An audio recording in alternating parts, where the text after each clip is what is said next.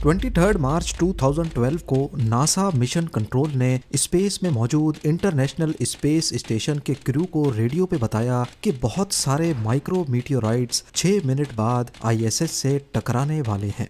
इस radio message ने पूरे आईएसएस में भगदड़ मचा दी। एस्ट्रोनॉट्स के पास इतना कम वक्त था कि वो इस दौरान स्पेस स्टेशन की डायरेक्शन भी नहीं बदल सकते थे। पर सवाल ये है कि स्पेस के जिस हिस्से में आईएसएस मौजूद है वहां बेशुमार माइक्रो मीटियोराइट्स होते हैं, तो इंटरनेशनल स्पेस स्टेशन यानी आईएसएस इन मीटियोराइट से आखिर बचता कैसे है। 380 गाड़ियों जितने वजनी आईएसएस की डायरेक्शन चेंज करने के लिए बिना फ्यूल और बिना अर्थ से मदद लेकर ये काम कैसे सर अंजाम दिया जाता है। एक फुटबॉल फील्ड जितने बड़े आईएसएस को अर्थ से स्पेस में कैसे ले जाया गया और जब आईएसएस अर्थ की दूसरी साइड पे होता है तो उसके साथ कैसे कांटेक्ट किया जाता है। नाजरीन, $150 बिलियन या फिर 12,375 अरब रुपयों की लागत से तैयार किया गया आईएसएस स्पेस में इंसानों का एक ऐसा घर है जिसकी एग्जाम्पल इतिहास में कहीं नहीं मिलती। इसको बनाने में अभी तक सैकड़ों हाई टेक पार्ट्स लग चुके हैं। इसमें 16 प्रेशराइज्ड मॉड्यूल्स हैं जिनमें रहने और सोने के लिए अलग अलग मॉड्यूल्स, एक ऑब्जर्वेशन डेक के लिए और 6 साइंस लैब्स के लिए भी अलग अलग मॉड्यूल्स शामिल हैं, जो सारे एयर टाइट टनल के जरिए आपस में जुड़े हुए हैं। इनके साथ साथ आईएसएस में कई स्पॉट्स अभी तक खाली पड़े हुए हैं, कुछ एक्स्ट्रा कैप्सूल्स पार्क करने के लिए तो कुछ में आईएसएस की लाइफ बोट्स हमेशा के लिए पार्क्ड हैं, ताकि इमरजेंसी की सूरत में अगर कोई मसला होता है तो ये लाइफ बोट्स एस्ट्रोनॉट्स को सेफली अर्थ तक पहुंचा सकें। इंटरनेशनल स्पेस स्टेशन अब तक का बनाया जाने वाला सबसे बड़ा स्पेस स्टेशन है। एक फुटबॉल फील्ड जितना बड़ा आईएसएस बेशक जमीन से 400 किलोमीटर दूर है, पर फिर भी इसको जमीन से बाइनोकुलर्स की मदद से देखा जा सकता है। या फिर इसकी साइज का अंदाजा अगर रियल लाइफ ऑब्जेक्ट से लगाना हो तो यूं समझ लें कि बुर्ज खलीफा का बॉटम या उसकी बेस जितनी फैली हुई है, इंटरनेशनल स्पेस स्टेशन इससे भी बड़ा है। आईएसएस का टोटल वजन 4,60,000 केजी है। ये इतना ही वजन है जितना 380 गाड़ियों या फिर 25 पैसेंजर बसेस का होता है। पर सवाल ये है कि इतना वजनी और इतना बड़ा आईएसएस स्पेस में गया कैसे। आईएसएस की शुरुआत सिर्फ 2 मॉड्यूल से हुई थी और ये दोनों स्पेस में ही एक दूसरे से कनेक्ट किए गए थे। एक मॉड्यूल अमेरिका ने बनाया था तो दूसरा रशिया ने।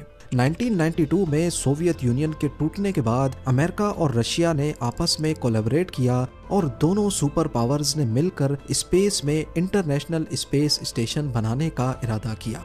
पहले रशिया ने जारिया नाम का मॉड्यूल स्पेस में भेजा और उसके बाद अमेरिका ने अपना यूनिटी उसके पीछे रवाना किया। 27,000 किलोमीटर पर आवर की स्पीड से उड़ते हुए यूनिटी ने जारिया का पीछा किया। 20 नवंबर 1998 को सुबह 6:40 पे ये दोनों मॉड्यूल्स जमीन से 400 किलोमीटर ऊपर एक दूसरे से कनेक्ट हुए और यूं जन्म हुआ इंटरनेशनल स्पेस स्टेशन का। तब से लेकर पिछले 26 सालों में पूरी दुनिया के इंजीनियर्स ने मिलजुल कर अपने अपने मॉड्यूल्स बनाए और उनको रॉकेट्स के जरिए स्पेस में भेजकर आईएसएस से कनेक्ट किया। आज इंटरनेशनल स्पेस स्टेशन से यूएस और रशिया के अलावा यूरोपियन और जापानीज मॉड्यूल्स भी जुड़े हुए हैं। ईयर 2000 से लेकर आज तक आईएसएस में 24 सालों से कोई एक भी दिन ऐसा नहीं गुजरा जिसमें ये खाली हुआ हो। हर वक्त इसमें किसी न किसी कंट्री के एस्ट्रोनॉट्स मौजूद होते हैं। आईएसएस के अंदर एस्ट्रोनॉट्स की ज़रूरियात पूरी करने के लिए वो तमाम फैसिलिटीज़ मौजूद हैं जो किसी भी सुपर स्ट्रक्चर में होनी चाहिए, जिनमें ऑक्सीजन सबसे इम्पॉर्टेंट है। एक इंसान खाने के बगैर 3 हफ्तों तक, पानी के बगैर 3 दिनों तक और ऑक्सीजन के बगैर सिर्फ 3 मिनट तक जिंदा रह सकता है। जमीन से 400 किलोमीटर ऊपर जहां ना एटमॉस्फेयर है ना ही सांस लेने के लिए ऑक्सीजन, वहां आईएसएस के लिए सबसे बड़ा चैलेंज एस्ट्रोनॉट्स को फ्रेश ऑक्सीजन प्रोवाइड करके देना है। एक एवरेज इंसान को दिन में 15,000 लीटर या फिर 22 केजी ऑक्सीजन चाहिए। आईएसएस में रहने वाले 9 एस्ट्रोनॉट्स के लिए दिन में करीब 200 केजी ऑक्सीजन की फराहमी वाकई एक बहुत बड़ा चैलेंज है। यहाँ एस्ट्रोनॉट्स के लिए कई दिनों की ऑक्सीजन सप्लाई टैंक्स में मौजूद होती है। ताकि अगर सिस्टम फेल हो जाए तो ऑक्सीजन की सप्लाई अर्थ से रॉकेट्स आने तक इतनी हो कि एस्ट्रोनॉट्स जिंदा रह सकें। आज टेक्नोलॉजी इतनी एडवांस्ड हो चुकी है कि सिर्फ 6 घंटों में अर्थ से आईएसएस तक ऑक्सीजन सप्लाई पहुंचाई जा सकती है, पर सिर्फ उस कंडीशन में अगर रॉकेट लॉन्च कामयाब हो। ये तरीका है तो अच्छा, लेकिन बहुत कॉस्टली है, क्योंकि एक कार्गो रॉकेट का अर्थ से आईएसएस तक जाने में $200 मिलियन का खर्चा आता है, 1650 करोड़ रुपए। खाना और दूसरी सप्लाईज तो कई महीनों में एक मर्तबा भेजी जाती हैं, लेकिन दिन की 200 केजी की ऑक्सीजन डिमांड्स को पूरा करने के लिए बार बार रॉकेट्स का इस्तेमाल काफी मुश्किल है। इसीलिए आईएसएस बगैर अर्थ पर डिपेंडेंसी के अपना ऑक्सीजन खुद ही बनाता है। इसमें एक छोटी मशीन है जो कुछ और नहीं बल्कि पानी को इस्तेमाल करके ऑक्सीजन बनाती है। जब पानी से इलेक्ट्रिसिटी को गुजारा जाता है तो वो 2 हिस्सों में टूट जाता है, हाइड्रोजन और ऑक्सीजन। पॉजिटिव इलेक्ट्रोड पर हाइड्रोजन गैस के बबल्स तो नेगेटिव इलेक्ट्रोड पर ऑक्सीजन गैस के बबल्स जमा हो जाते हैं। अब अगर यही एक्सपेरिमेंट अर्थ पर किया जाए तो ये बबल्स अपने आप पानी से अलग हो जाते हैं, क्योंकि जाहिर है गैस का वजन पानी से कम होता है। पर स्पेस में ग्रेविटी नहीं है, जितना वेट पानी का है उतना ही गैस का, यानी कि ऑलमोस्ट जीरो। तो अब ऑक्सीजन गैस को पानी से अलग करने के लिए इस मशीन को गोल घुमाया जाता है, जिससे सेंट्रीफ्यूगल फोर्स पैदा होती है, जो कि एक आर्टिफिशियल ग्रेविटी के तौर पे काम करती है। गोल घुमाने की वजह से पानी साइडों पर चला जाता है और बीच में ऑक्सीजन गैस बच जाती है, जिसको मशीन खुद ही कलेक्ट करके कंटेनर में डाल देती है। अब यहाँ आप सोच रहे होंगे कि अगर आईएसएस में ऑक्सीजन पानी से बनाया जाता है तो फिर पानी स्पेस में कहाँ से आता है। यहाँ पर भी शानदार इंजीनियरिंग अपना कमाल दिखाती है। इसी प्रोसेस में निकलने वाली हाइड्रोजन गैस को एस्ट्रोनॉट्स के सांस से निकलने वाली कार्बन डाइऑक्साइड गैस से रिएक्ट करवाकर दोबारा से पानी बना दिया जाता है, और आखिर में मीथेन गैस बचती है, जिसको स्पेस में जाया कर दिया जाता है। इंटरनेशनल स्पेस स्टेशन के लिए ऑक्सीजन बनाना अपने आप में एक बहुत बड़ा चैलेंज है, लेकिन इससे भी बड़ा चैलेंज है इस ऑक्सीजन को बचाए रखना, क्योंकि अगर स्पेस स्टेशन में एक छोटा सा भी सुराख हो गया तो इसका नतीजा काफी भयानक हो सकता है। एक ही सेकंड में स्पेस स्टेशन फटकर रेजा रेजा हो जाएगा। हाल ही में तबाह होने वाली टाइटन सबमर्सिबल की एग्जाम्पल हम सबके सामने है। समंदर में प्रेशर ज्यादा होता है, जबकि टाइटन में कंट्रोल्ड प्रेशर था। जैसे ही उसका हल लीक हुआ तो समंदर के प्रेशर ने 1 सेकंड से भी कम टाइम में उसको बुरी तरह कंप्रेस कर दिया। पर स्पेस में इसका बिल्कुल ऑपोजिट होता है। यहाँ बाहर का प्रेशर 0, जबकि आईएसएस के अंदर प्रेशर मेंटेन होता है। बिल्कुल टाइटन की तरह अगर इसमें छोटा सा भी क्रैक पड़ा तो ये डीकम्प्रेस होकर फट जाएगा। आईएसएस जिस ऊंचाई पर अर्थ को ऑर्बिट करता है, यहाँ पर स्पेस डेब्री बहुत ज्यादा है, जो बहुत ही तेज स्पीड से स्पेस में घूम रही होती हैं। इनमें शामिल हैं सैटेलाइट्स के पार्ट्स और सैकड़ों छोटे बड़े मीटियोराइट्स। तो सवाल ये पैदा होता है कि आईएसएस इन मीटियोराइट्स से खुद को कैसे बचाता है। इंटरनेशनल स्पेस स्टेशन अर्थ को 27,000 किलोमीटर पर आवर की स्पीड से ऑर्बिट कर रहा है। ये इतनी तेज स्पीड है कि अगर ये अर्थ के करीब इतनी स्पीड से उड़े तो पैसिफिक ओशन को सिर्फ 25 मिनटों में क्रॉस कर सकता है। वही पैसिफिक ओशन जिसको पार करने में कमर्शियल प्लेन्स को 13 घंटे लगते हैं। इतनी तेज स्पीड से अगर इसका टकराव रेत के एक जर्रे जितने मीटियोराइट से हो जाए तो ये ऐसा ही होगा जैसे 80 की स्पीड से गाड़ी दरख्त से जा टकराए। 23 मार्च 2012 को नासा मिशन कंट्रोल ने आईएसएस के क्रू को रेडियो किया कि कुछ स्पेस डिब्री सीधा आईएसएस की तरफ बढ़ रही है। किसी को भी पता नहीं था कि ये डिब्री कितनी बड़ी है। लगे हाथ उनको सिर्फ 6 मिनट पहले बताया गया था। सारा क्रू फौरन लाइफ बोट्स में चला गया, लेकिन खुशकिस्मती से स्पेस डिब्री आईएसएस के बिल्कुल करीब से बिना टच किए गुजर गई। पर आईएसएस को मीटियोराइट्स के खिलाफ हर बार किस्मत के सहारे नहीं छोड़ा जा सकता। छोटे मोटे जर्रात से बचने के लिए आईएसएस का हल बुलेट प्रूफ मटेरियल से बनाया गया था। जिस तरह बुलेट प्रूफ वेस्ट में अलग अलग लेयर्स होती हैं, इसी तरह आईएसएस के हल को भी अलग अलग लेयर्स मिलाकर बनाया गया था। सबसे बाहर वाली लेयर एल्युमिनियम की है, उसके बाद एक वुवन मटेरियल की लेयर और उसके भी अंदर दोबारा से एक एल्युमिनियम की लेयर। एक अकेला मेटल इतना मजबूत नहीं होता जितना उसी मेटल को काट कर 2 या 2 से ज्यादा लेयर्स में फैला दिया जाए। आईएसएस पर हर गुजरते वक्त रेत के दाने जितने माइक्रो मीटियोराइट्स हमला कर रहे होते हैं, लेकिन ये इसकी बुलेट प्रूफ लेयर्स ही हैं जो आईएसएस को पिछले 26 सालों से बचाए बैठी हैं। पर अगर कभी कोई बड़ा मीटियोराइट आईएसएस की राह में आ जाए तो फिर क्या होगा? गाड़ी की साइज जितना बड़ा नहीं, बल्कि सिर्फ 1 इंच बड़ा।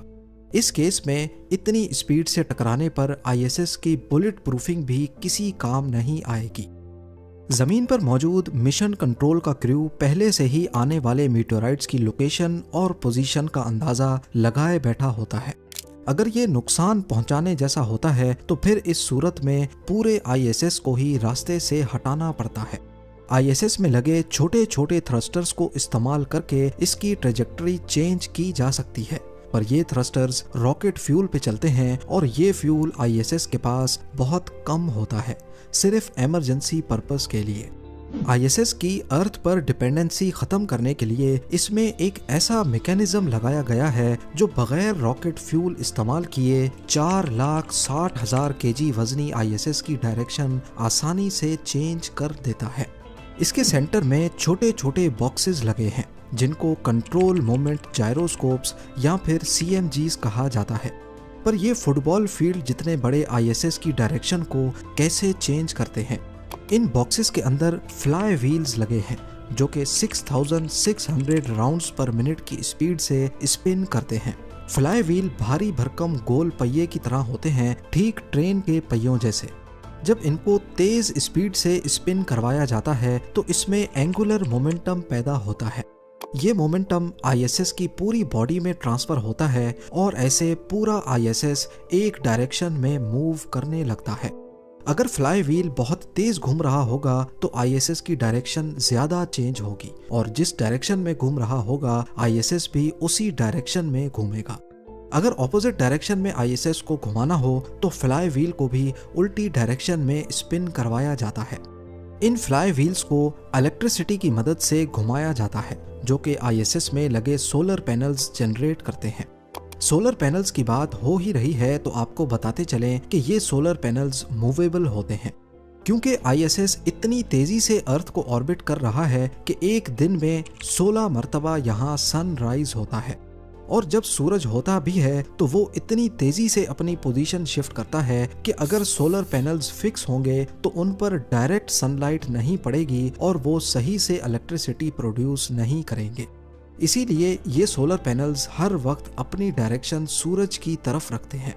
आईएसएस में लगे सोलर पैनल्स एक वक्त में 120 किलोवाट इलेक्ट्रिसिटी प्रोड्यूस करते हैं। ये इतनी ही इलेक्ट्रिसिटी है जिससे अर्थ पर हम 110 एयर कंडीशनर्स आसानी से चला सकते हैं। इंटरनेशनल स्पेस स्टेशन पे एस्ट्रोनॉट्स के साथ राब्ता रखना भी मिशन कंट्रोल के लिए एक बहुत बड़ा चैलेंज हुआ करता था। कम्युनिकेशन रेडियो सिग्नल्स के जरिए होती है। ये सिग्नल्स अर्थ को क्रॉस नहीं कर सकते और अक्सर आईएसएस अर्थ के उस पार होता है। इस मसले को हल करने के लिए पहले हवाई जहाज उड़ाए जाते थे जो आईएसएस के रेडियो सिग्नल्स पकड़कर ह्यूस्टन में मिशन कंट्रोल तक पहुंचाते थे। ये तरीका कॉस्टली भी था और काफी अनरिलायबल भी। अक्सर औकात आईएसएस से राब्ता 1 घंटे तक डिस्कनेक्ट हो जाता था, तब तक जब तक वो वापस से अर्थ का ऑर्बिट करके मिशन कंट्रोल की रेंज में ना आ जाए। लेकिन अब ऐसा नहीं होता। टेक्नोलॉजी में आई तरक्की के साथ हाई अर्थ ऑर्बिटिंग सैटेलाइट्स की मदद से कम्युनिकेशन का मसला अब हमेशा के लिए खत्म हो गया है। आईएसएस को जब भी मिशन कंट्रोल से राब्ता करना हो तो पहले सिग्नल्स सैटेलाइट कैच करती है, फिर वही सिग्नल सैटेलाइट्स के नेटवर्क में भेज दिया जाता है और फिर जो भी सैटेलाइट रेंज में होती है वो सिग्नल को ह्यूस्टन मिशन कंट्रोल तक रिले कर देती है। इस तरह अब सिर्फ चंद सेकंड्स के डिले के साथ आईएसएस में मौजूद एस्ट्रोनॉट्स आसानी से अपनी फैमिली के साथ कनेक्ट हो पाते हैं। दुनिया भर के साइंटिस्ट पिछले 26 सालों से आईएसएस को सेल्फ सफिशिएंट बनाने की कोशिशों में लगे हुए हैं। एक ऐसा स्पेस स्टेशन जिसको अर्थ की जरूरत कम से कम पड़े, इसी मकसद से कई इन्वेंशंस तो की जा चुकी हैं, पर अभी भी बहुत सारी ऐसी रिक्वायरमेंट्स हैं जिनको पूरा करने के लिए अर्थ की मदद लेना जरूरी है। जैसा कि खाने का सामान, पानी को फिल्टर करने के लिए केमिकल्स, स्पेयर पार्ट्स और क्रू की शिफ्टिंग, क्योंकि एक एस्ट्रोनॉट स्पेस में 8 महीनों से ज्यादा नहीं रह सकता। इंटरनेशनल स्पेस स्टेशन पे मुख्तलिफ किस्म के एक्सपेरिमेंट्स करने के लिए कई लैब्स मौजूद हैं, जिनमें ज्यादातर एक्सपेरिमेंट्स ह्यूमन बॉडी पे किए जाते हैं। मकसद सिर्फ एक है कि जब ह्यूमंस मार्स पर या डीप स्पेस में जाएंगे तो उनको किन किन मुश्किलात का सामना करना पड़ सकता है। ISS तो अर्थ से सिर्फ 6 घंटे की दूरी पर है, लेकिन जब ह्यूमंस मार्स पर जाएंगे तो वहां ना अर्थ की सपोर्ट होगी, ना ही वापसी का रास्ता इतना आसान होगा।